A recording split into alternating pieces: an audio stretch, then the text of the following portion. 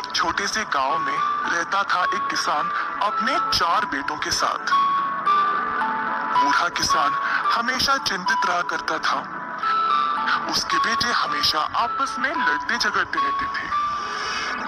किसान ने कई बार उनको समझाया, पर किसी ने भी उसकी बात नहीं माना। हमेशा अपने पिता की बात को टाल दिया बिना आदर किए। चारों भाई एक दूसरे का साथ कभी नहीं देते थे। किसान और बूढ़ा हो गया और उसके 4 बेटे अभी भी वैसे के वैसे ही रहे। किसान अपने बेटों को लेकर बहुत परेशान हो गया। अतः उसने सबको एक सबक सिखाना चाहा।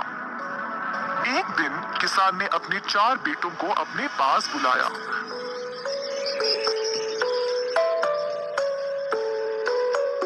सबको लकड़ियों का गट्टा दिया।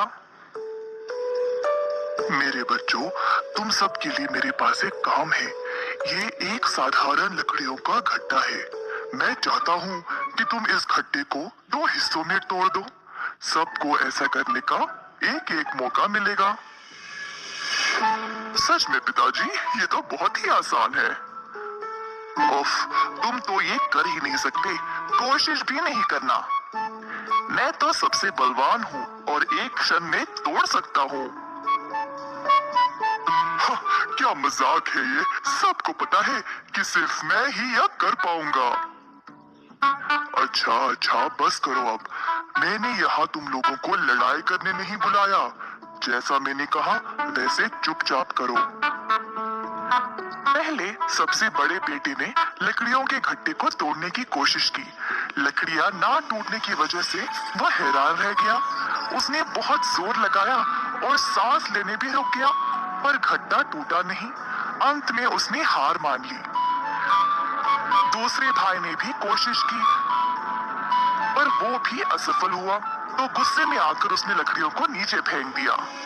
बाकी के 2 भाइयों ने भी पूरा दम लगाकर लकड़ियों के गट्टों को तोड़ने की कोशिश की, पर वो भी सफल नहीं हुए।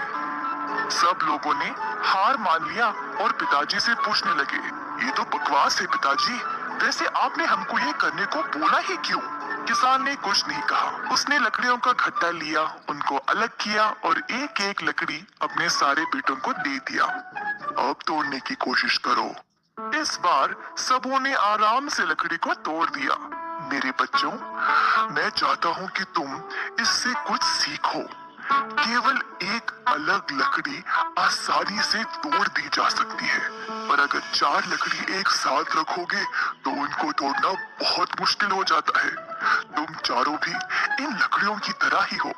हमेशा एक साथ रहना और फिर कोई भी तुम्हारा बाल भी बांका नहीं कर सकता। इस बार लड़कों को पिताजी की सीख समझ आ गई।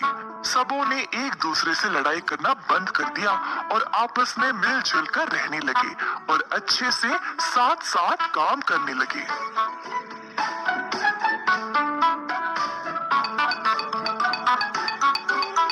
चार बेटों को ये एहसास हो गया था कि एकता में ही बल है।